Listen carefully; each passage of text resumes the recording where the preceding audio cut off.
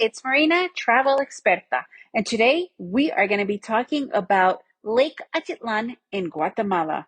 Are you guys ready for an adventure? Let's begin. So when you visit Guatemala, there's usually three places that you will be visiting, and I have a whole podcast specifically talking about traveling to Guatemala itself. One of the most popular out of those three is Lake Atitlan. Lake Atitlan is an ancient volcanic crater that is now a lake, but it's still surrounded by newer volcanoes. There's three volcanoes that surround the entire lake, and it has all these little villages where the majority of the indigenous Mayan live. However, it's also a really popular place for expats and definitely a very touristy place. There's quite a lot of things going on there. First of all, the lake itself, it's supposed to be one of the most beautiful places to visit. It's also where the Maya indigenous still live, so you could find a lot of their weaving, of their artisans, of their culture in general. Plus, the little villages, the way they are situated, are really fun to visit.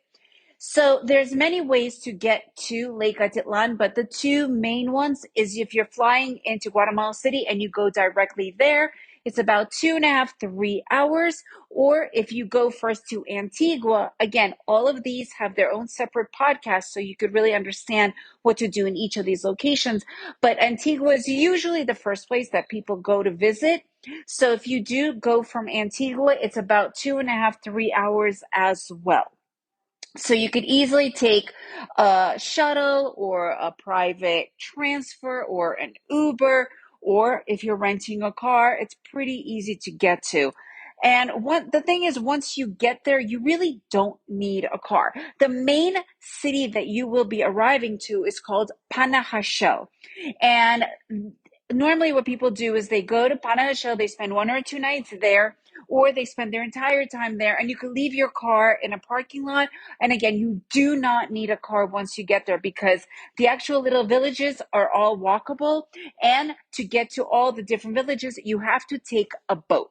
You could either take a local boat or you could rent a private boat from the docks, the piers, to take you to wherever you need. So what a lot of people do is they could either choose to stay in Panajachel and do a village tour that will take you to all these different little villages, or you could go to Panajachel and then decide to go and stay in another little village. Here is the main breakdown of the most popular villages to visit. Santiago. Santiago is actually not that popular as much as it is the largest village in that whole area. This is definitely the most local village as well because this is where the majority of the locals live. It is a really cool place to visit. However, the other villages is more centered for tourism, which have a lot more restaurants. It's just a little bit more fun. So there's San Marcos. San Marcos is known as one of the more popular places to stay, tons of different hotels, restaurants. This is also where a lot of like the yoga stuff, it's more of they have pyramids, retreat centers. So it's more on, I personally think, more on the flakier side. However, it is a really popular place to visit. It's definitely different. There's little markets, definitely a place that you would want to check it out. Then there's San Pedro. San Pedro is also really popular. Tons of restaurants, hotels, whatnot. And it's also really, there's these villages are also popular for learning Spanish. So you could go here for a week to either take a Spanish school lesson or stay with a family or whatever. Again, none of these villages need cars at all. They are mainly footpaths, and that's what makes it even funner to visit. Then there's also Santa Cruz. Then there's other little places that you could visit. And sometimes people just want to get away and stay in houses that only get you to by boat. So you could decide what is the one that you want the most. There's tons of Airbnbs and tons of hotels that are either in the towns or hotels that are just the hotels that you could take a boat to as well. And a lot of these hotels that are just boat access offer their own transportation. So you could just let them know and they'll be picking you up. And if you want to go and do different tours, they offer everything for you there.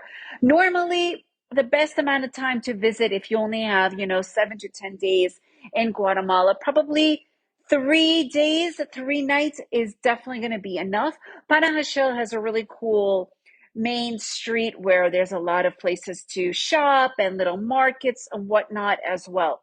So if you only have 1 or 2 days, then you need to just maybe go to Panajachel and then take one trip around all the villages. You could do a village tour, and I really recommend just getting a private boat because this way you have full control. It's not that expensive. They're like 100 and 150 for the day, dollars for the day.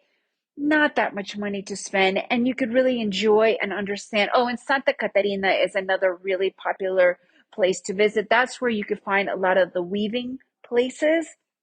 So again, definitely do a tour of the villages if you have a short period of time. If you're staying there for much longer, obviously you'll be able to spend more time in each place, but it is really interesting to go and check out all the different villages.